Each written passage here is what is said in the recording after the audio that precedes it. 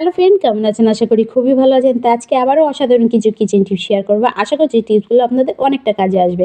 তা ভিডিওটা শুরু করার আগে যারা আমার চ্যানেলে নতুন আছেন তারা অবশ্যই সাবস্ক্রাইব করে আমার পাশে থাকবেন, পাশে বেল আইকনটা বাজিয়ে দেবেন। তা চলুন চলে যায় প্রথম টিপসে। তা দেখুন, এখানে আমি নিয়ে নিচ্ছি একটা পাত্র, আর পাত্রতে নিয়ে নিচ্ছি 5 থেকে 6 কোয়া রসুন।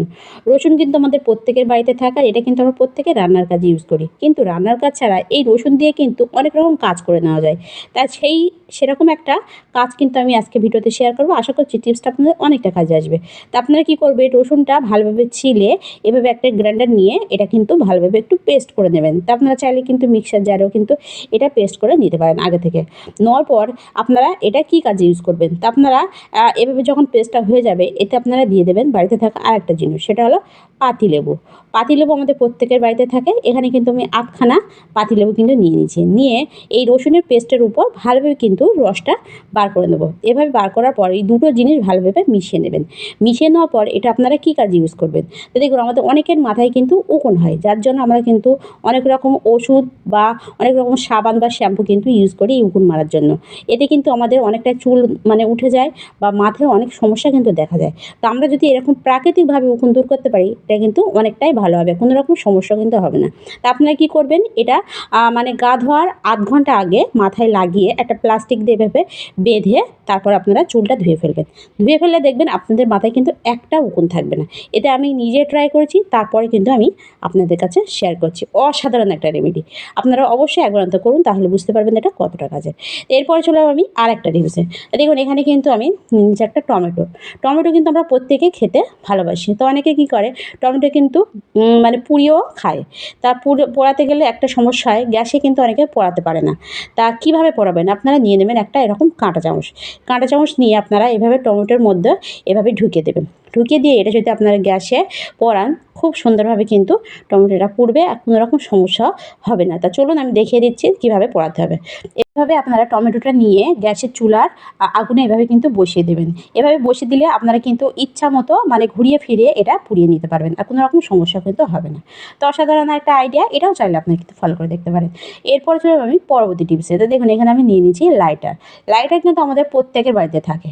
তা লাইটারগুলো বিশেষ করে বর্ষাকালে একটা সমস্যা হয় কি দেখবেন, লাইটারগুলো কিন্তু জ্বলতে চায় না। তা আমরা হয়তো অনেকে ভাবি যে লাইটারগুলো খারাপ হয়ে গেছে, যার জন্য আমরা হয়তো বাদ দিয়ে দিই। কিন্তু এটা খারাপ হয় না, এটা কিন্তু এই বর্ষাকালের জন্য কিন্তু এটা হয়। তা আপনারা কী করবেন, আপনারা যখন দেখবেন একটু রৌদ্র উঠেছে, তখন আপনারা কী করবেন, যেখানে দেখবেন আপনাদের জানালার ধারে যেখানে রোদ উঠবে সেই জায়গায় আপনারা এইভাবে একটু দিবেন। বা আপনারা যখন রান্নাটা হয়ে যাবে, রান্নার এইভাবে চুলার মধ্যে কিন্তু এভাবে একটু ঢুকিয়ে রাখবেন। এভাবে ঢুকিয়ে রাখলে কিন্তু লাইটারটা অনেকটাই ভালো থাকবে, আর এটা কিন্তু যখন আপনারা জ্বালাবেন খুব সুন্দরভাবে কিন্তু জ্বলবে, কোনো রকম সমস্যা কিন্তু হবে না।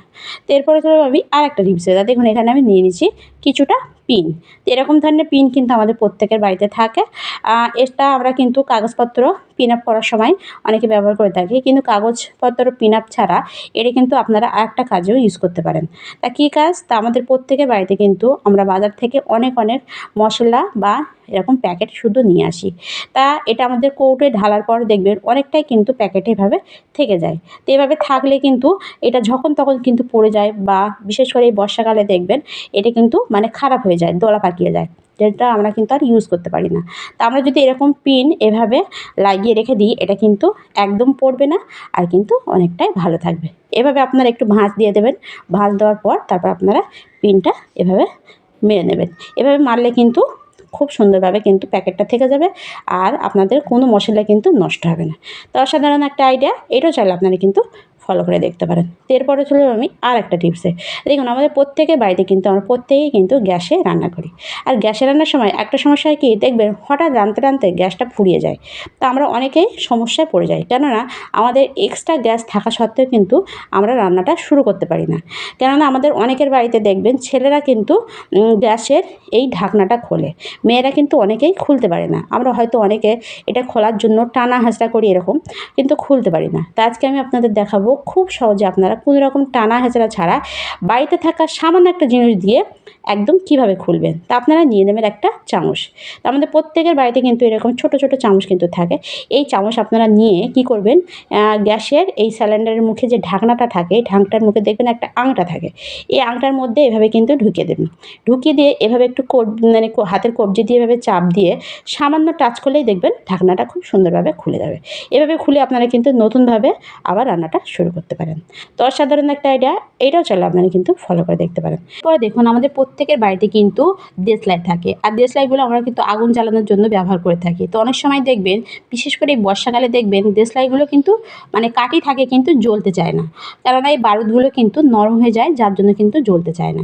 তো আজকে আমি আপনাদের দেখাবো এই দেশলাইটা কিভাবে রাখলে আপনারা খুব সুন্দরভাবে কিন্তু জ্বালিয়ে নিতে পারবেন। তো আপনারা কি করবেন, এই বক্সের মধ্যে আপনারা দিয়ে দেবেন কিছুটা চাল। চাল কিন্তু আমাদের প্রত্যেকের বাড়িতেই থাকে। এই চাল, কিছুটা চাল আপনারা কি করবেন, এই বারুদের উপর মানে এই কাঠির উপর এভাবে দিয়ে রাখবেন। এভাবে দিয়ে রাখলে আপনারা এটা যেখানেই রাখুন না কেন আপনাদের দেশলাইগুলো কিন্তু ভালো থাকবে, যখন জ্বালাবেন কিন্তু এটা জ্বলবে, এর কোনো রকম সমস্যা হবে না। এটাও চাইলে আপনারা কিন্তু ফলো করতে পারেন। এরপরে দেখুন আমাদের প্রত্যেকের বাড়িতে আমরা কি করি, লেবু খাওয়ার পর লেবুর খোলা, বিশেষ করে পাতিলেবুর খোলা কিন্তু আমরা ফেলেই দিই। কিন্তু এই পাতিলেবুর খোলা ফেলে না দিয়ে এই খোলা দিয়ে আমরা কিন্তু অনেক রকম কাজ করে দিতে পারি। তা সেরকম একটা কাজ শেয়ার করব, আশা করছি এটাও আপনাদের অনেকটা কাজে আসবে। তা কী কাজ, তা আপনারা প্রথমে কি করবেন, খোলাগুলো এভাবে একটা কাঁচি দিয়ে ছোট ছোট টুকরো করে নেবেন। টুকরো করার পর এটা আপনারা কী কাজে ইউজ করবেন। তো দেখুন আমাদের প্রত্যেকের বাড়িতে কিন্তু বিশেষ করে আমাদের বাচ্চাদের দেখবেন অনেক জলের পট কিন্তু ছোট ছোট থাকে, বা এরকম পটও কিন্তু থাকে। এগুলো কিন্তু বেশি দিন ইউজ করার পর একটা বাজে দুর্গন্ধ কিন্তু বার হয়। তো এটা কিন্তু সাবান সার্ফ দিলে ধুলে এটা কিন্তু সাবানের বা মানে সার্ফের একটা কিন্তু গন্ধ থাকে। তো আপনারা সাবান বা সার্ফ দিয়ে না ধুয়ে এই লেবুর খোলা যদি এভাবে দিয়ে 5 থেকে 10 মিনিট এভাবে আপনারা দেওয়ার পর একটু জল দিয়ে এটা যদি রাখেন, এটা দেখবেন গন্ধটা একদম কিন্তু চলে যাবে, আর খুব সুন্দর একটা স্মেল কিন্তু এর ভেতরটা বার হবে। তো অসাধারণ একটা আইডিয়া, এটাও চাইলে কিন্তু আপনারা ফলো করে দেখতে পারেন। এরপর চলে যাব আর একটা টিপসে। তা দেখুন আমাদের প্রত্যেকের বাড়িতে কিন্তু আমরা জামা কাপড় আয়রন করি, কিন্তু জামা কাপড় আয়রন করার পর একটা সমস্যায় কি দেখবেন, আমরা কিন্তু মানে দোকানের মতো কিন্তু ভাঁজ করতে পারি না। মানে আয়রন করি ঠিকই, কিন্তু ভাঁজ করে রাখতে পারি না। তা আপনারা যদি এই টিপসটা ফলো করেন তাহলে কিন্তু খুব সুন্দরভাবে দোকানের মতনই কিন্তু ভাঁজ হবে, আর কিন্তু এটা কুটকাবে না। তা কীভাবে, তা আপনারা প্রথমে জামাটা কি করবেন, উল্টে নেবেন। উল্টে নেওয়ার পর তারপর আপনারা কী করবেন, নিয়ে নেবেন একটা খাতা। খাতাটা নিয়ে আপনারা এভাবে ঘাড়ের পজিশনে মানে হাতলের উপরে এই যে ঘাড়ের পজিশনটা থাকে সেখানে কিন্তু এভাবে বসিয়ে দেবেন। এভাবে বসিয়ে দেওয়ার পর আপনারা কি করবেন, জামাটা এভাবে খাতার মাপে কিন্তু ভাঁজ দিয়ে দেবেন। এভাবে ভাঁজ দেওয়ার পর প্রথমে আপনারা কী করবেন, হাতাটা ভালোভাবে কিন্তু একটু আয়রন করবেন। এভাবে আয়রন করার পর হাতাটা কিন্তু 2 থেকে 3টে ভাঁজ ছোটো ছোটো করে দিয়ে দেবেন।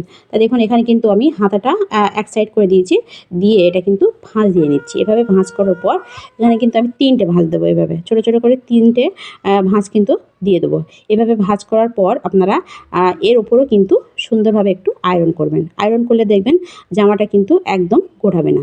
তারপর আপনারা বাকি আরেকটা যে হাতল থাকবে সেটাও কিন্তু এভাবে একই পদ্ধতিতে কিন্তু ভাঁজ দিয়ে দেবেন। ভাঁজ দেওয়ার পর বাকি পাশটাও কিন্তু এভাবে খাতার মাপে এভাবে এর উপরে কিন্তু এভাবে দিয়ে দেবেন। এভাবে দিয়ে আপনারা এর উপর দিয়ে কিন্তু ভালোভাবে সুন্দর করে একটু আয়রন করবেন। আয়রন করে এভাবে নিচের পজিশন থেকে এভাবে কিন্তু ভাঁজ দিয়ে নিয়ে আসবেন। এভাবে ভাঁজ করার পর এর উপরে একটু আয়রন করে আপনারা কী করবেন, খাতাটা টেনে বার করে নেবেন।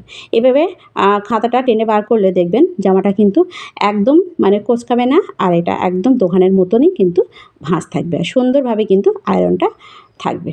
তো এভাবে আপনারা কিন্তু বাড়িতে থাকা সামান্য একটা খাতা দিয়ে আয়রন করে আপনাদের জামা কাপড় সুন্দরভাবে কিন্তু গুছিয়ে রাখতে পারেন। তো ভিডিওটি পর্যন্ত ভালো লাগলে লাইক কমেন্ট শেয়ার করতে ভুলবেন না। বাই।